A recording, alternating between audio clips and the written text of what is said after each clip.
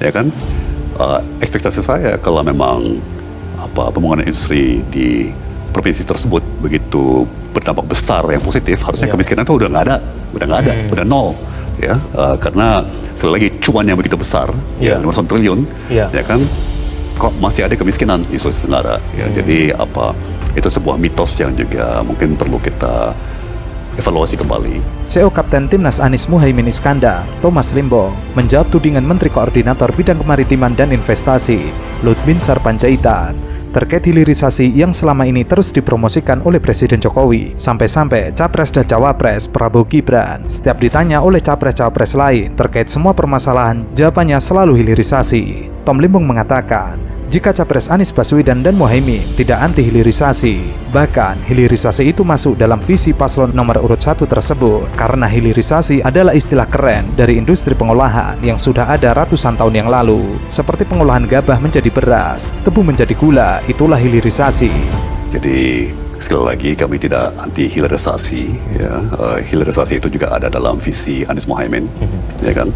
Yang kita anti adalah hilirisasi yang ugal-ugalan, ya, sebagaimana dilaksanakan di sektor nikel di Indonesia, ya.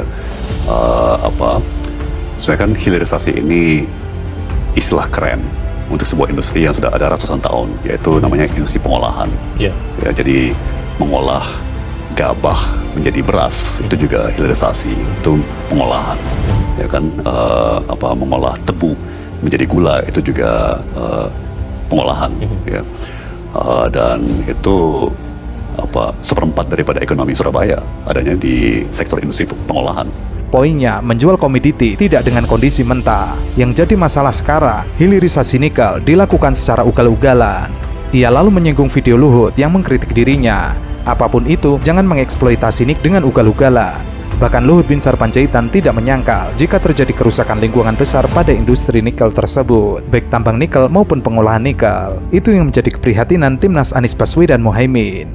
Pertama, jangan laksanakan apapun juga, termasuk hilirisasi nikel secara ugal-ugalan. Ya. Jadi mungkin kita bisa tayangkan, ya, saya mensyukuri bahwa mungkin kita ke slide 2 saja, ya. Tapi saya mau mensyukuri bahwa Pak Luhut dalam pernyataannya video 8 menit sekalipun tidak menyangkal masalah pencemaran lingkungan, ya, yang diakibatkan oleh industri nikel kita, baik tambang nikel maupun pengolahan nikel. Ya. Ia juga mengapresiasi Muhaimin Iskandar yang menanggapi tantangan dan undangan Luhut untuk datang ke Morowali melihat kerusakan lingkungan, bahkan bisa rekreasi renang di laut yang warnanya coklat karena kerusakan lingkungan yang begitu parah. Atau mungkin bisa langsung bertemu dengan masyarakat setempat, bertanya mengenai kerusakan lingkungan hingga bentrokan sosial dengan tenaga kerja asing di sana. Jadi itu satu keprihatinan kami.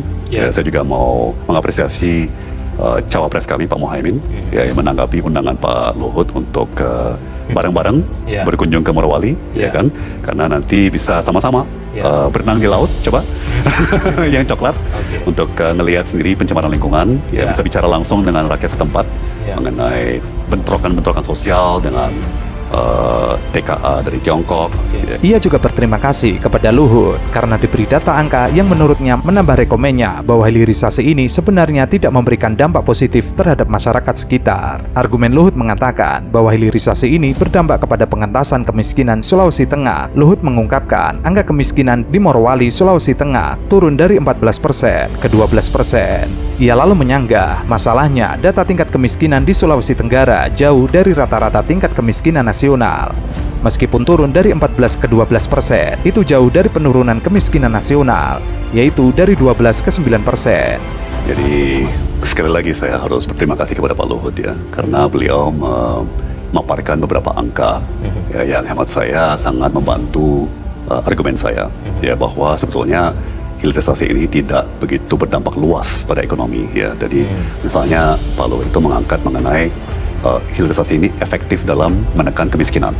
Ya, dan beliau paparkan angka kemiskinan di Sulawesi Tenggara turun dari 14% menjadi 12%. Ya, ini kita juga tampilkan grafiknya. Persis yang ini. Yang menjadi pertanyaan adalah, apa signifikannya industri hilirisasi di Sulawesi Tengah?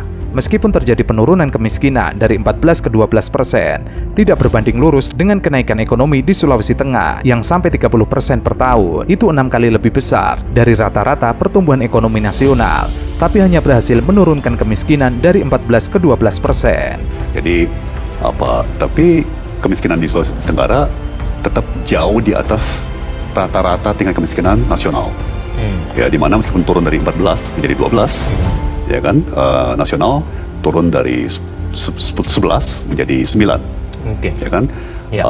Jadi apa yang istimewa mengenai dampak pada kemiskinan daripada industri nikel di Sulawesi Tengah. Yang kedua, sementara pertumbuhan ekonomi di Sulawesi Tengah ya itu sampai 30% per tahun. Ya kan, mungkin rata-ratanya antara 15 sampai 20%, ya. Pertumbuhan ekonomi itu berarti 3 kali sampai 6 kali lebih tinggi daripada rata-rata pertumbuhan nasional. Tapi hanya berhasil menurunkan kemiskinan dari 14 menjadi 12%.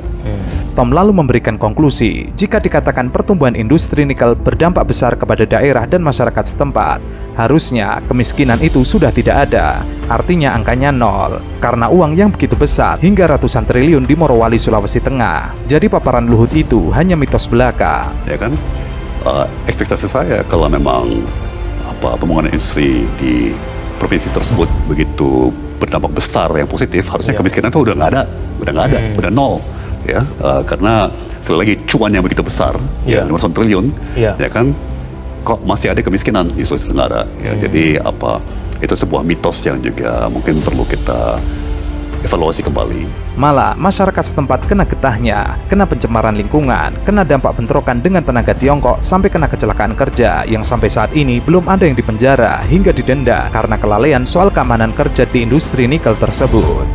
Ya, malah masyarakat setempat kena getahnya kan, kena pencemaran lingkungan, kena bentrokan dengan TKA dari Tiongkok, kena kecelakaan, kebakaran dan ledakan yang memakan banyak nyawa, dan yang kami sesalkan sejauh yang kami tahu sampai sekarang belum ada yang dipenjara, belum ada yang bahkan didenda ya atas pelanggaran standar keamanan bagi pekerja di pabrik smelter ya di sana.